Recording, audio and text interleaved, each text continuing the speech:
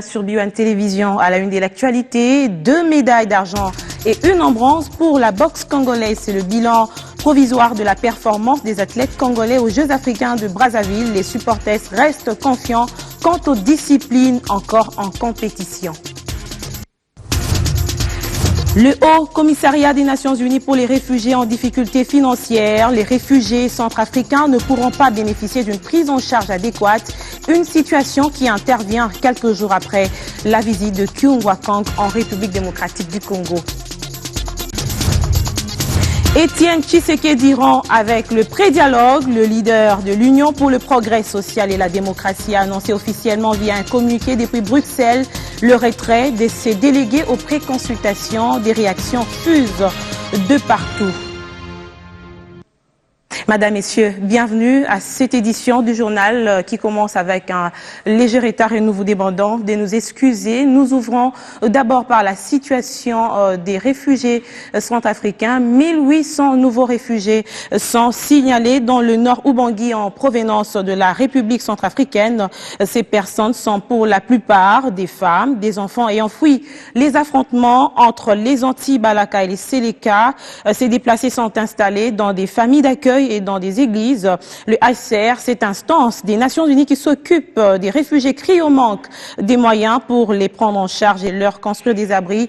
Lors de sa dernière visite en République démocratique du Congo, la sous-secrétaire des Nations Unies aux affaires humanitaires a demandé l'implication des autorités du pays afin d'apporter leur assistance à ces déplacés. L'on écoute Kyungwa Kang, sous-secrétaire des Nations Unies chargée aux affaires humanitaires.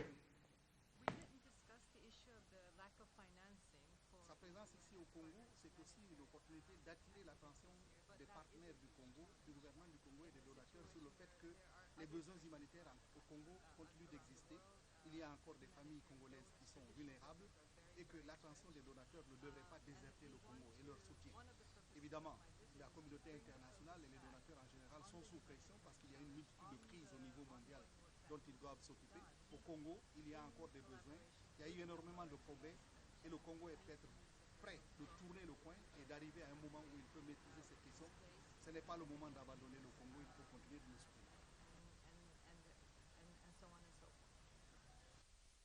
L'actualité politique, c'est aussi la rentrée parlementaire qui intervient ce 15 septembre dans les 2 chambres du Parlement. C'est une session essentiellement budgétaire qui devra permettre aux élus du peuple, autorités budgétaires, de trouver les moyens à la Commission électorale nationale indépendante pour organiser les élections en République démocratique du Congo.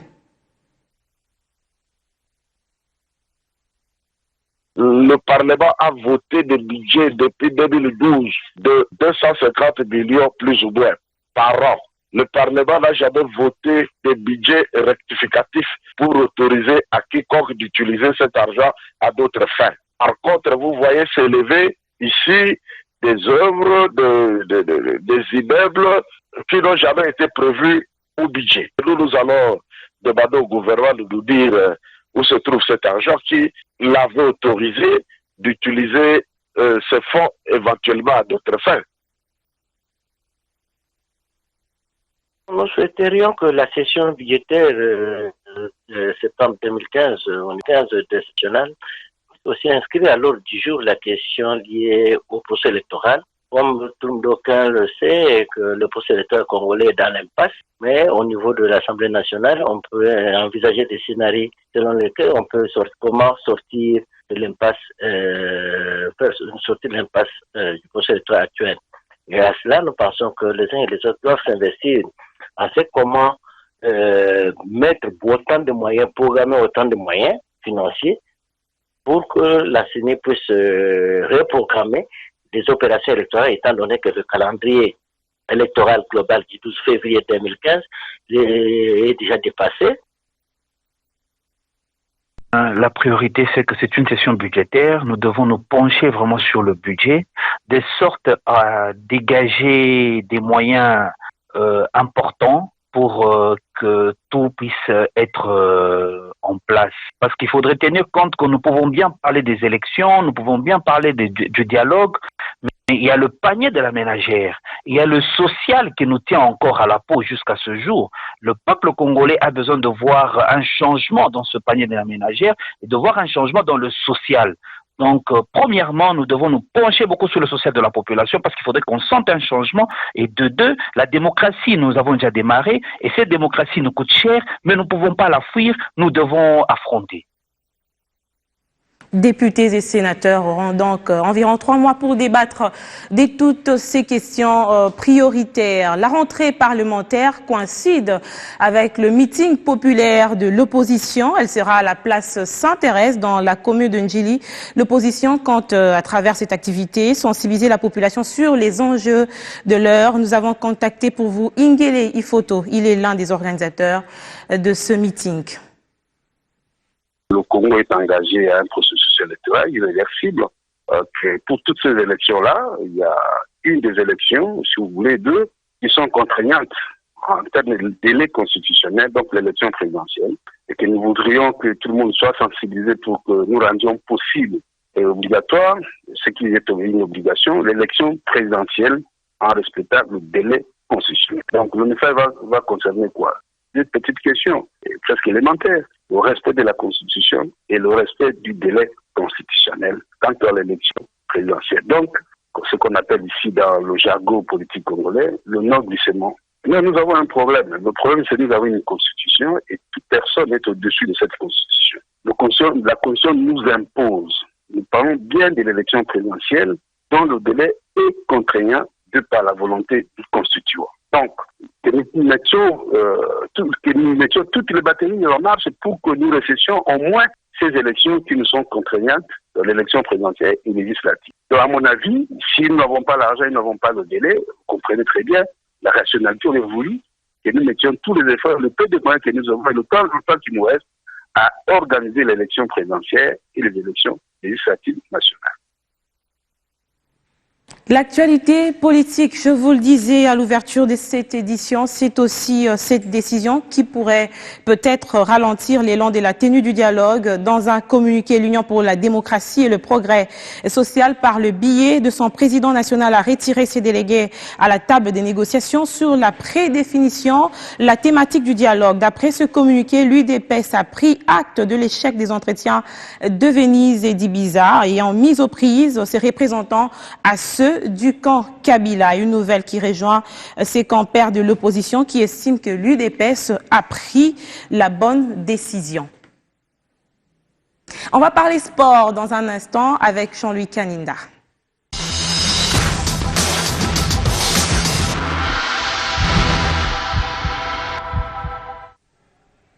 Bon début de semaine, Jean-Louis Kaninda. Merci Fézani, très content de partager le plateau avec vous. Merci. Alors, on va partir du côté de Brazzaville. Les Jeux africains Brazzaville 2015, les boxeurs de la République démocratique du Congo ont raflé leurs 3 premières médailles. Il s'agit de Kolomoni Sankourou qui a gagné la médaille d'argent, que Carlos El Mweni qui a également une médaille en argent, ainsi que Moulaja Moulaja qui a aussi décroché une médaille en bronze. Ce sont des bonnes nouvelles, n'est-ce pas? Très bonnes nouvelles, puisqu'il y a déjà quelques disciplines débarquées, mais on reste confiant parce qu'on sait qu'il y a des disciplines dans lesquelles la RDC a toujours brillé, et ce sont ces disciplines-là que nous attendons avec hâte. Donc, à part la boxe, quelles sont ces disciplines dans lesquelles la RDC a toujours brillé, Jean-Louis? Oui, il y a le taekwondo, il y a le judo, il y a également le handball.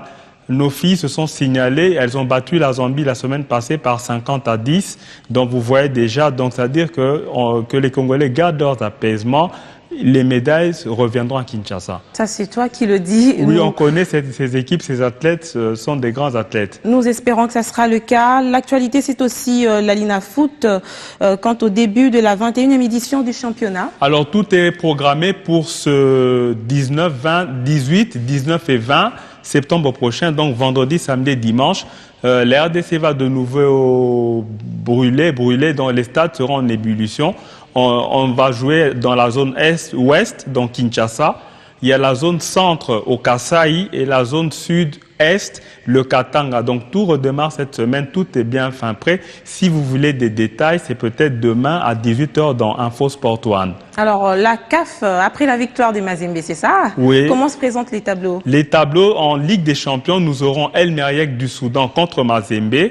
Ça sera le 25 septembre au Soudan. Et puis le 2 octobre à Lubumbashi. La deuxième confrontation, c'est Al Hilal, une autre équipe du Soudan, qui va jouer contre l'USM Alger, une équipe d'Algérie. Donc c'est ça le programme. Mais n'oublions pas qu'il y a la Coupe de la Confédération où il y a Al Ahly qui jouera contre Orlando d'Afrique du Sud, des Zamalek d'Égypte, contre Étoile du Sahel de Sousse de la Tunisie. Et quelles sont les chances pour Mazembe? Avec ce que Mazembe a démontré le samedi, on peut rêver. Je crois que maintenant, Carteron va se faire pardonner. On va revenir sur le plan purement local, c'est-à-dire à Kinshasa avec les Pefkin. Oui. Pour terminer d'ailleurs, c'est quoi la deuxième journée? Alors la deuxième journée se termine ce soir. Et si vous voulez le tableau complet, c'est déjà demain à 13 h et également demain soir en Info Sport One. Mais nous vous signalons qu'il y a deux clubs qui sont en tête. Il y a Jeunesse Sportive de Kinshasa qui a 6 points et un goal différence de plus 5. Ils ont marqué 7 fois, ils ont encaissé 2 buts. Le FC Renaissance joue bien mais marque peu. Ils sont deuxièmes, ils ont 6 points et un goal différence de plus 2. Ils ont marqué 3 fois et ils ont encaissé 1 fois. Mais tous les résultats, c'est promis demain à 13 h. Jean-Luc Kaninda, merci pour ces précisions des sports. Vous avez fixé rendez-vous à nos téléspectateurs demain à 18h10 pour plus de détails. Oui, merci Fezamika.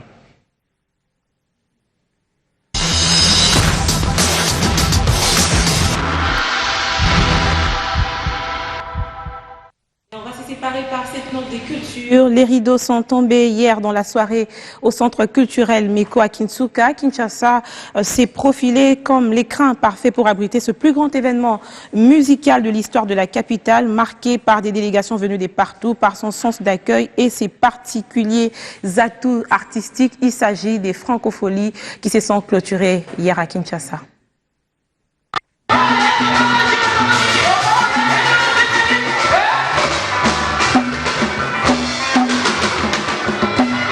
Les francopholies de Kinshasa ont vécu pour la toute première fois. Après 7 jours d'activité intense, il fallait bien refermer les portes. Pour l'essentiel, les francopholies ont porté sur les valeurs résolument progressistes et universalistes. Les francopholies de Kinshasa avaient pour ambition de créer de nouveaux points culturels, économiques mais aussi touristiques entre la République démocratique du Congo et le reste du monde, permettant ainsi le développement local des projets. On notera de cette première édition des francopholies la participation des grands musiciens francophones. Et pour clôturer en toute beauté, la Sanza en version féminisée. Mon objectif, c'est de promouvoir la musique congolaise au travers des filles. Et faire voir au monde que les filles quinoises congolaises peuvent aussi faire du succès comme les Janet Jackson et comme les autres, d'une manière professionnelle parce que on a eu des problèmes dans les années passées, dans quel sens que les filles, chaque fois qu'on voyait une fille faire la musique, on pensait que c'était une prostituée, ou bien sa carrière des aventuriers, ou bien les gens qui ne sont pas intelligents. Non. Quand dans la musique, nous avons des filles qui sont intelligentes, il y a des filles qui ont fait l'université et qui ont choisi carrière comme musique. En séjour à Kinshasa, le ministre belge des Relations internationales a fait mention d'un atout particulier de la ville capitale de la musique. Je trouve ça extrêmement intéressant de pouvoir découvrir, parce que je ne les connaissais pas, ce groupe de 12 femmes avec une énergie extraordinaire et qui exploitent aussi toutes des musiques qu'elles croisent avec du violon, et c'est très surprenant, en tout cas pour moi, de pouvoir entendre des rythmes africains qui sont mixés notamment avec du violon. Et donc c'est aussi à ça que concourent les francopholies, c'est de faire découvrir peut-être des artistes qui demain seront au Théâtre de Verdure, feront une fin de soirée comme soprano. C'est tout ce qu'on souhaite en tout cas à cette première édition. On voulait être là pour la soutenir aussi, pour dire que c'est important pour nous de voir cet événement se développer à Kinshasa. Des prestations de haute facture pour un public bien averti. Il ne reste plus qu'à attendre la prochaine édition. Les Quinois disent merci aux francopholies et à très vite.